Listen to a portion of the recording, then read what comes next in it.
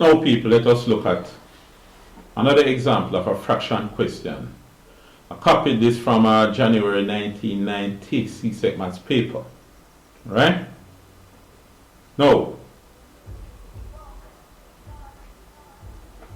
what I want you to do is try this. Pause the video and try it. So go ahead. Alright, you tried it. What did you get? Alright, let's work it out. But at the same time, remember, these are some very old past papers.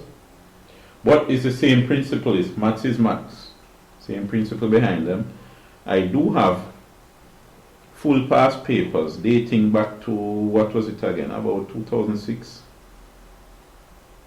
Both January and June, but I have some older past papers with these questions. But anyway, let's work through this and see what happens. Alright. Now, 3 and 1/3. Let's write them down. We have 3 and 1/3 multiplied by 1 and 1/5 divided by 3 and 1/3 minus 1 and 1/5. So how will that go? What we want to do is concentrate on one of these at a time. Let's deal with this one first. Alright, now we have 3 and 1/3. That, as you can see, is a mixed fraction. What you want to do is turn the mixed fraction into an improper fraction. The shortcut way of doing it is to say 3 multiplied by 3 is 9. 9 plus 1 is 10. So what you have is 3 3s 9 and 1 10. So it's 10/3. 10 divided by 3. Now just to remind us as to the reasons why we do that. 3 and 1/3 meaning 3 whole bulla, and then you cut another bulla into 1/3. This is 10/3, the same as 10 multiplied by 1/3, right? So bear that in mind. So how many thirds can you get out of all of these bulla? You have 1/3, 2/3, 3/3. So I have 3/3 out of this. You can cut this into 3 parts, 3 equal parts, another 3/3. Cut this into 3 equal parts, another 3/3. Then this is 1/3. 3 and 3, 9, 3 and plus 3 is 6 and 3, 9 and 1, 10. 10/3. So let's see how that works. Alright? So, this is 10/3 multiplied by 5 plus 1 is 6. No, 5 multiplied by 1 is 6 and 1, 7. 7/5. Same argument applies here. Divided by 3 and 1/3. We did it already. It's 10/3 minus 5 multiplied by 1 is 6 and 1, 7. Same thing as up here. 7/5. Alright? Now, let's deal with this part. It's just a matter of turning all the mixed fractions into improper fraction, but let's concentrate on this part right now. What we have here, 10/3 multiplied by 7/5 is 10/3 times 7/5. This is the same as 10 times 7 divided by 3 times 5, right? Is 10, 7, 70. Well, let's not do that yet. We can divide down. We can cancel 5 into 5, 1, 5 into 10, 2. You see that?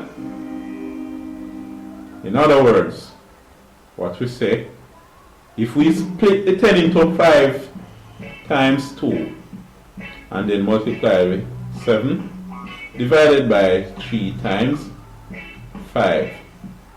5 cancels 5. So we have 2, 7, 14 divided by 3. That is what all of this amounts to. So you see that? Now, 14 divided by 3 is what we have.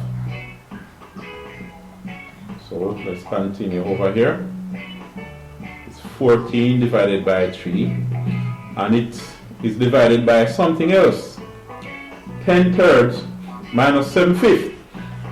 So it's divided by 10 thirds minus 7/5. Now you see, I'm making the working long. In exam, you should make the work long. Show all the steps. Don't take any shortcut. And you see, I wrote this already and I write it down here again. Try to write your work so that somebody can look at what you wrote and study it. Don't skip out the steps. Write a lot. Alright? So let us look at just this part now and see what it amounts to. Now, here, I'm going to write it even another time. 10 thirds minus 7/5 is equal to. What is it equal to? Let's just draw the line and find the LCM. You could use common denominators to work it out. Remember, drawing the line and finding the LCM, it comes from using common denominators. If you're not sure about what the common denominator is, or to deal with it, you could look at the previous example. I explained it in that part. Alright? Or you could make a comment, and I'll go through it again, or in more detail. LCM, lowest common multiple of 3 and 5, is 15. 3 into 15, 5. 5 tenths, 50. Minus 5 into 15, 3. 3 sevenths, 21. 50 minus 21 is what? If you have 50 and you drop 20 off, you get 30. Drop one more, you get 29. So this is 29 divided by 15. So I just did the calculation in my mind a while ago without having to write it down or use calculator. You should practice that some of the time as well. Right? Try to do it in your mind. It's good exercise. So here, 10 thirds minus 7/5. 3 into 15, 5. 5 tenths, 50. Minus 5 into 15, 3. 3 sevenths, 21. 50 minus 21, 29, 15. So, you see this now, the 14 third, you're going to write it again. 14 thirds. And this part, 10 thirds minus 7/5, it amounts to 29/15. We're going to write it down here. 29/15. You see that? But then, this is the same thing as 14 thirds multiplied by 15/29. You remember that? Understand why I flipped this, put the 15 up top and the 29 down the bottom?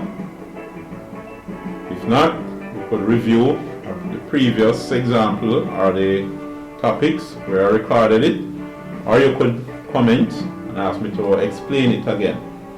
So 3 into 3, 1, 3 into 15, 5. So this amounts to 14 by 5, or let's write it this way: 14 divided by 1 multiplied by 5 over 29. See that? So 14 by 5 is what? 5 4 is 20, 0, carry 2, 5 1 5 6 7, 70 divided by 29. So you see that? And then of course you could write that as a mixed fraction. 29 divided by 70. How many 29s do you get in 70? Now that if you multiply 29 by 2, you get 2 9s 18, 8, carry 1 2 2 4 1 5, you get 58. Can you fit another 29 there? Well, if you add another 29 to the 58, you would pass 70, because 58, 29, 9 and 8, 17,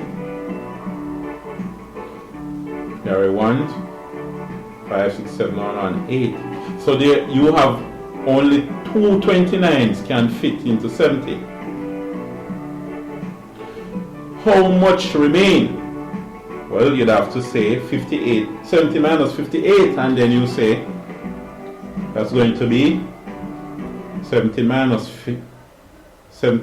60 would be 10, but you didn't minus that much, you minus only 58, so add 2 to it, and you get 12. Alright? And so you get 12 divided by 29. So you see that?